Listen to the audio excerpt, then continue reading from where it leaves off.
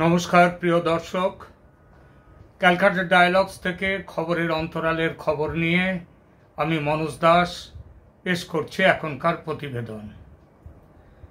এখনকার বিষয়, বাংলাদেশে আন্তর্জাতিক অপরাধ ট্রাইব্যুনালে শেখ হাসিনার বিচার আসন্ন। তাকে ফেরত চাইলে ভারত কি করতে পারে? ইন্টারন্যাশনাল ক্রাইম ট্রাইব্যুনাল বাংলাদেশের সেখানে যিনি নবনিযুক্ত চিফ প্রসিকিউটর মোহাম্মদ তাজুল ইসলাম কয়েকদিন আগে তিনি বলেছেন, বাংলাদেশ সরকার দেশে আন্দোলন চলাকালীন গণহত্যার দায়ে অভিযুক্ত শেখ হাসিনাকে বিচারের মুখোমুখি হওয়ার জন্য দেশে ফিরিয়ে আনার ব্যবস্থা করবে। এই ব্যাপারে ভারতের কাছে আনুষ্ঠানিক পত্র কবে দেয়া হবে সে বিষয়ে তিনি স্পষ্ট করে কোনো উত্তর দেননি। তবে বিবিসিকে 15 সেপ্টেম্বর বিবিসিতে প্রকাশিত যে সংবাদ, সেই সংবাদে সাংবাদিকদের করা প্রশ্নের উত্তরে তাকে উদ্ধৃত করে লেখা হয়েছে, as she has been made the main accused of the massacre in Bangladesh, we will try to legally bring her back to Bangladesh to face that trial. অর্থাৎ, যেহেতু বাংলাদেশের সাম্প্রতিক নৃশংস হত্যাকাণ্ডে তাকে মুখ্য অপরাধী করা হয়েছে, তাই বিচারের জন্য তাকে আইন অনুগভাবে বাংলাদেশে ফিরিয়ে আনা হবে। তার এই বক্তব্য থেকে যেটা তিনি বলেছেন, যে বিষয়গুলি বেরিয়ে আসে সেগুলো একটু দেখা যাক। বিষয় নম্বর 1, দেশে যে ম্যাসাকার তিনি ব্যবহার করলেন, শুনেছেন যে ম্যাসাকার শব্দটি তিনি ব্যবহার করেছেন। দেশে যে ম্যাসাকার হয়েছে সে ব্যাপারে অভিযোগ ইতিমধ্যে দায়ের হয়েছে, এটা তিনি জানিয়েছেন।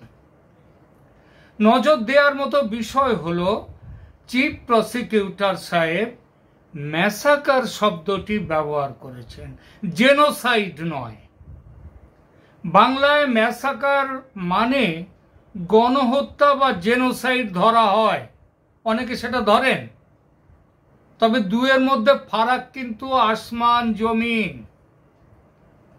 কারণ দেখুন, কিভাবে ফারাকটা একটু বুঝিয়ে বলি। একাধিক ব্যক্তি যদি ধর্ষণ কাজে যুক্ত হয়, যদি কাউকে ধর্ষণ করে, তাহলে সেটাকে কি বলা হয়?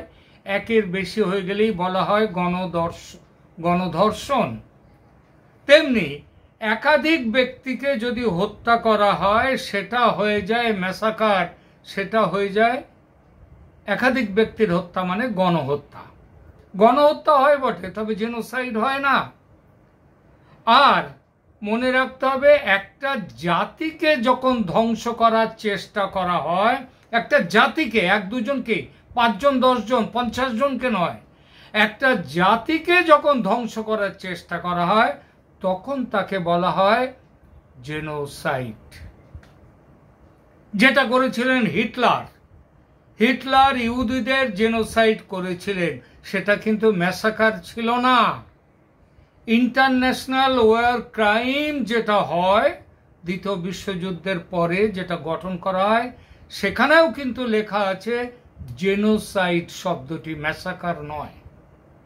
2, এই অভিযোগে যে মুখ্য আরোপি করা হয়েছে তিনি জানিয়েছেন শেখ হাসিনাকে। 3 নম্বর, শেখ হাসিনাকে বিচারের মুখোমুখি হওয়ার জন্য দেশে ফিরিয়ে আনার ব্যবস্থা হচ্ছে। এবং 4 নম্বর, তার কথা থেকে যেগুলো বেরিয়ে এসছে সেটা কি, আইনগতভাবে ফিরিয়ে আনা হবে তাকে, লিগালি। অর্থাৎ লিগালি ফিরিয়ে আনতে গেলে কি করতে হবে? ভারতের কাছে অফিসিয়ালি ফেরত চাওয়া হবে। তাহলে এই বিষয়গুলো নিয়ে এবার একটু আমরা আলোচনা করে দেখি। 1 নম্বর বিষয়টা নিয়ে প্রথম ধরা যাক। আগেই বলেছি, ম্যাসাকার বা হত্যাকাণ্ড নিয়ে কি আইসিটি বাংলাদেশ, আইসিটি মানে ইন্টারন্যাশনাল ক্রাইম ট্রাইব্যুনাল বাংলাদেশে কি কোনো মামলা দায়ের হয়েছে? হয়ে থাকলে সেটা কি গৃহীত হয়েছে বিচারের জন্য?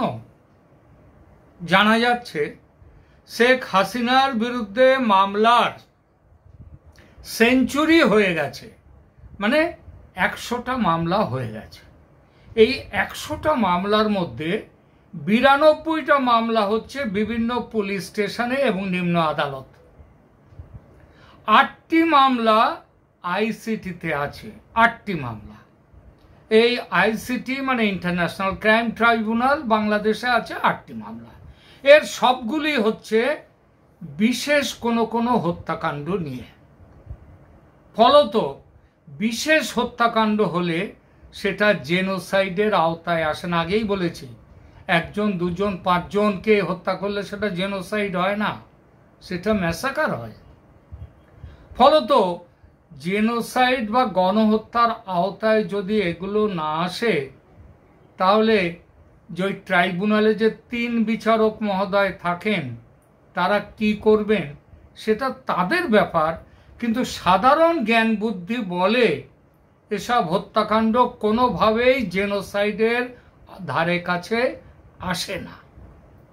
আর প্রধানমন্ত্রীর ভূমিকা প্রশ্নই ওঠে না। মনে রাখতে হবে, আন্তর্জাতিক মহল কিন্তু কড়া নজর রাখে এই আদালতের বিচার প্রক্রিয়াতে। শুধু এবার রাখবে তা ভাববেন না। 71-এর মুক্তিযুদ্ধের অপরাধীদের যখন বিচার হয়েছিল আইসিটিতে, সে সময়ও পর্যন্ত নজর ছিল তাদের। আর এখন তো প্রশ্নই নেই, কারণ ধারে ভারে ওজনে 71-এর মুক্তিযুদ্ধে যে খুন, হত্যা, ধর্ষণ যা চলেছিল, এখানে তো তার প্রশ্নই নেই। এবার আসি 2 নম্বর বিষয়টিতে। মুখ্য অভিযুক্ত করা হয়েছে প্রধানমন্ত্রী শেখ হাসিনাকে। কেন না? তার নির্দেশেই নাকি এইসব ঘটনাগুলো ঘটেছিল। আচ্ছা, 71-এর মুক্তিযুদ্ধের সময় পাকিস্তান সেনা যে গণহত্যা করেছিল, গণধর্ষণ করেছিল, যে মানবাধিকার হরণ করেছিল, শেষ করে দিয়েছিল দেশটাকে, তার দায় কি জেনারেল ইয়াহিয়া খানের ওপরে দিয়ে তাকে কি টেনে আনা হয়েছিল বিচার প্রক্রিয়াতে, কিংবা টিক্কা খানকে? তাহলে শেখ হাসিনাকে কেন টানা হবে? শেখ হাসিনা তো হিটলার ছিলেন না। হিটলারের মতো গণহত্যা বা জেনোসাইড তো তিনি করেননি। তাহলে 3 নম্বর বিষয়টা নিয়ে আসা যাক, দেশে ফিরিয়ে আনার ব্যবস্থা। আরে আগে আদালত সমন তো জারি করুক, আদালত সমন জারি করবে, তারপরে তো ফিরিয়ে আনার চেষ্টা হবে। 4 নম্বরে আসি এবার, ভারত তাকে ফেরত পাঠাবে কিনা বিচারের মুখোমুখি হওয়ার জন্য, এই বিষয়টা দেখা যাক। এবার প্রথমেই বলে রাখি, জেনে রাখুন, কোনো অবস্থাতেই পাঠাবে না। কেন পাঠাবে না?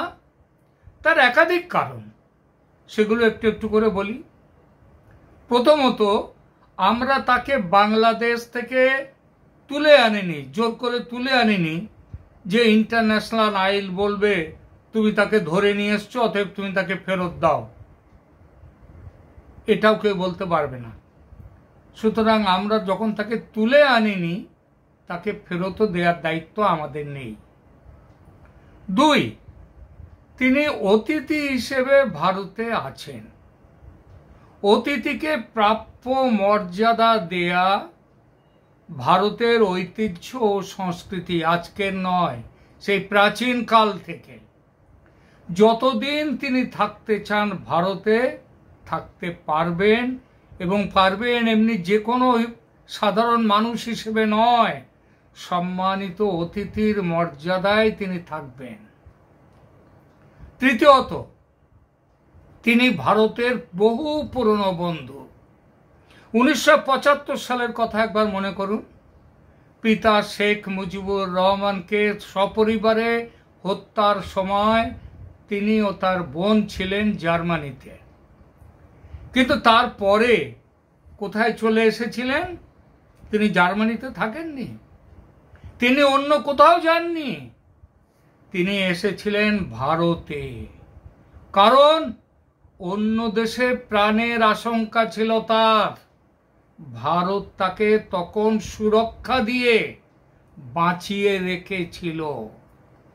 1981 সাল পর্যন্ত প্রায় 5.5 বছর তিনি ছিলেন ভারতে। ভারত তার সুরক্ষার ব্যবস্থা করেছিল। বিপদের সময় বন্ধুকে পরিত্যাগ করা ভারতের ধর্ম কোনোদিন ছিল না, ভবিষ্যতেও অন্যথা হবে না। তাই ভারতের সরকারে যেই আসন, ইন্দিরা গান্ধীর সময় ইন্দিরা গান্ধী তাকে এখানে সযত্নে সুরক্ষা দিয়ে তাকে রেখে দিয়েছিলেন। আবার নরেন্দ্র মোদীর সরকারও তাকে রেখে দেবেন এখন এবং ভবিষ্যতে এর অন্যথা হবে না। চতুর্থত, বিচারের নামে প্রতিহিংসা চরিতার্থ করার চেষ্টা যে হবে বাংলাদেশে, সেটা এখন থেকেই পরিষ্কার।